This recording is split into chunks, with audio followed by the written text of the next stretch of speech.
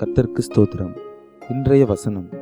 தேவன் தாமே இன்றைய வசனத்தை கொண்டு உங்களை வழிநடத்துவாராக, ஆசீர்வதிப்பாராக. ஆமென்.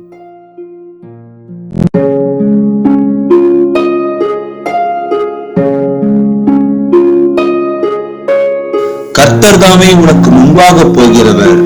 அவர் உன்னோடே இருப்பார். அவர் உன்னை விட்டு விலகுவதும் இல்லை, உன்னை கைவிடுவதும் இல்லை. நீ பயப்படவும் கலங்கவும் வேண்டாம். உபாகமம் 31 அதிகாரம் 8 வசனம்.